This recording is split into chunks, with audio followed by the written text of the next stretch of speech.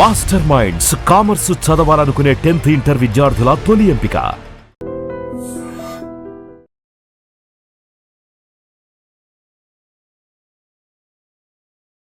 నమస్తే, welcome to I dream. వేసవి కాలంలో చాలామంది వాటర్ తాగుతారు, అయినప్పటికీ కిడ్నీ పెయిన్ అనేది చూస్తూ ఉంటారు. మరీ ముఖ్యంగా చూసుకున్నట్లయితే బీపీ, షుగర్ ఉన్న పేషెంట్స్కి కిడ్నీలో రాళ్ళు కనుక ఫామ్ అవుతే వాళ్ళు ఏం చేయాలి, ఎలాంటి ఆహారం తీసుకోవాలి, ఎలాంటి జాగ్రత్తలు పాటిస్తే వాళ్ళు హెల్దీగా ఉండగలరు, ఇలాంటి డౌట్స్ని క్లారిఫై చేసుకుందాం. డాక్టర్ గారు, బీపీ, షుగర్ ఉన్న పేషెంట్స్ విషయానికి వస్తే మామూలుగానే వాళ్ళు ఇబ్బందుల పాలవుతూ ఉంటారు. అందులో వాళ్ళ కిడ్నీలో స్టోన్స్ అంటే ఇంకా ఆ బాధ వర్ణనాతీతం. అలాంటి పేషెంట్స్ ఏం చేయాలి, అసలు వాళ్ళు ఎలాంటి జాగ్రత్తలు తీసుకుంటే మంచిదంటారు? బీపీ, షుగర్ ఉన్నవాళ్ళు మామూలుగా డాక్టర్ దగ్గరికి వెళ్ళి చూపించుకుంటారు కదండీ! వాళ్ళకి మందులు అవి ఇస్తారు మామూలుగా.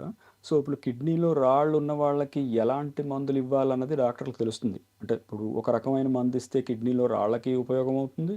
బీపీకి కంట్రోల్ అవుతుంది. అలాగా.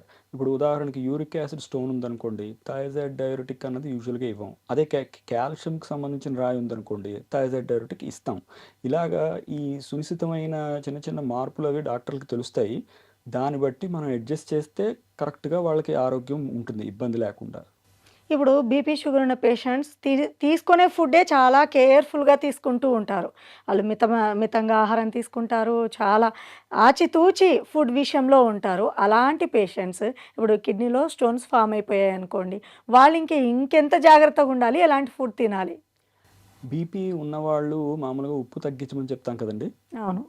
ఉప్పు తింటే ఏమవుతుందంటే యూరిన్‌లోకి ఆ తిన్న ఉప్పు బయటకొచ్చేటప్పుడు కొంచెం కాల్షియంని కూడా లాక్కొస్తుంది. దానివల్ల యూరిన్‌లో కాల్షియం స్టోన్స్ ఫార్మ్ అయ్యే అవకాశం ఎక్కువుంటుంది.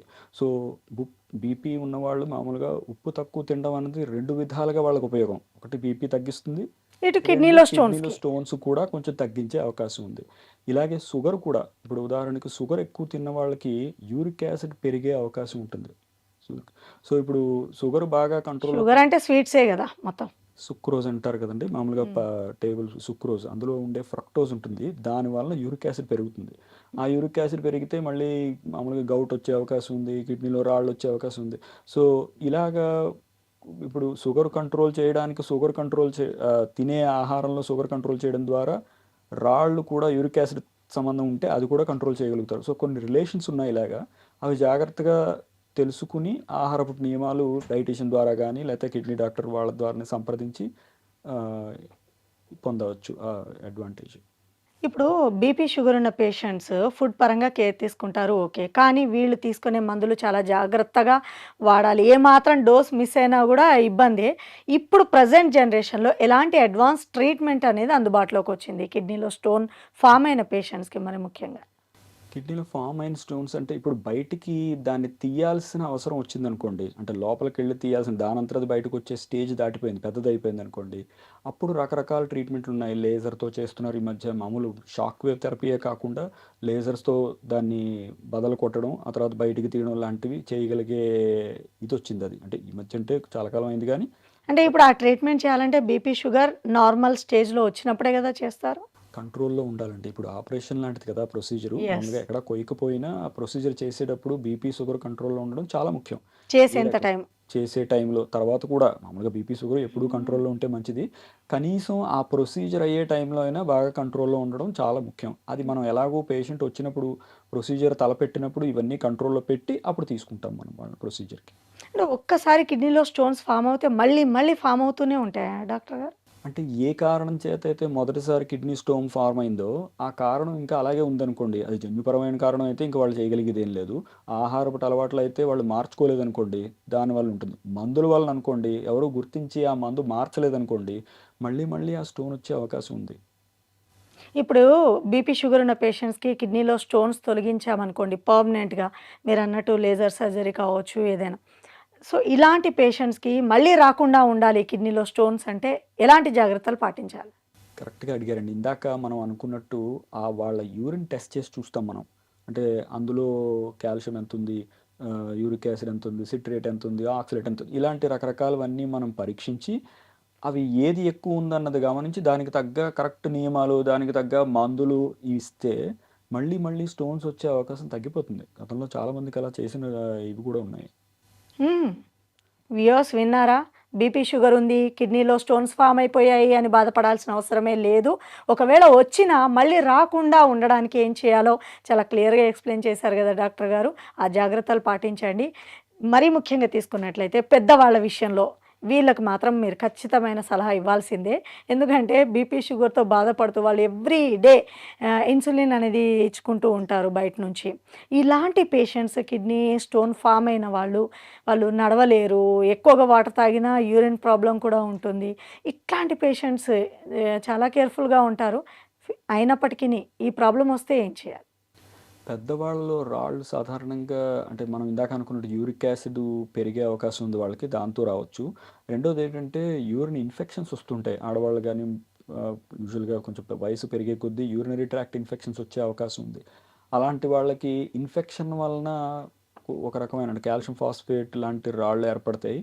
రాయి ఏర్పడిన తర్వాత ఎంతకీ ఆ యూరిన్ ఇన్ఫెక్షన్ తగ్గదు పట్టాన.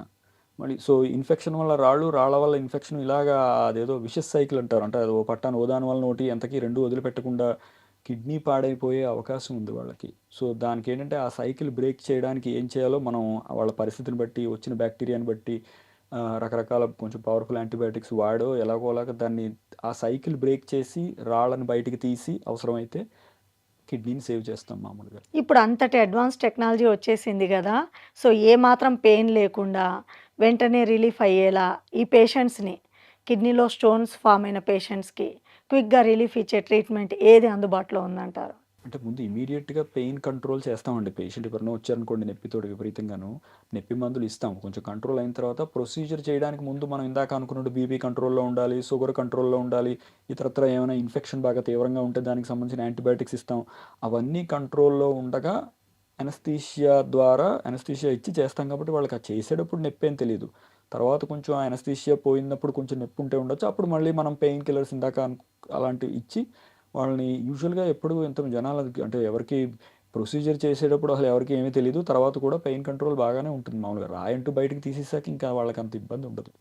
నెక్స్ట్ డే నుంచి వాళ్ళ డైలీ యాక్టివిటీస్ చేయొచ్చు. డిశ్చార్జ్ అయిపోయిన దగ్గర నుంచి ఇంచుమించు ఇంకా మామూలు అయిపోతారండి. అంటే వాళ్ళు they will be happy completely, ఏ ఇబ్బంది ఉండదు ఇంకా. రైట్. చాలా వాల్యుబుల్ సజెషన్ ఇచ్చారండి. చాలామంది పేషెంట్స్ అసలే మాకు బీపీ షుగర్ అంటే ఇప్పుడు ఇంకా దానికి అదనంగా కిడ్నీలో స్టోన్ అని ముందు వినగానే పానిక్ అయిపోతూ ఉంటారు. సో ఇలాంటి పేషెంట్కి చక్కని ట్రీట్మెంట్ కూడా అందుబాటులో ఉంది. ఒక్కసారి కిడ్నీలో స్టోన్ ఫామ్ అయినా మళ్ళీ ఇంకా ఫామ్ అవ్వకుండా ఉండాలి అని చాలామంది అనుకునే పేషెంట్స్కి ఈ ప్రోగ్రామ్ హెల్ప్ఫుల్ అవుతుంది అని అనుకుంటున్నాము. Thank you so much doctor గారు. థ్యాంక్ యూ అండి. And for more videos, Please subscribe to iDream. Please subscribe to iDream. Please subscribe iDream. And please subscribe to iDream. For more videos, subscribe to iDream. please like, share and subscribe to the channel. Congratulations, iDream. Subscribe to iDream. Subscribe to iDream. So subscribe to iDream Media. iDream team అందరికి huge congratulations. Please subscribe iDream Media. Please subscribe to iDream. Subscribe iDream. Please subscribe to iDream. iDream అంటే నా కళల channel subscribe చేసుకున్న నోరు తిరుగుతలేదు, మీరైతే గంట గుర్తు కొట్టు. For more such videos, please subscribe to iDream. Subscribe to iDream. Please subscribe to iDream. Please subscribe iDream Media. Please do subscribe to iDream. Please subscribe to iDream Media. For best entertainment and information, please subscribe iDream. And don't forget to subscribe to iDream.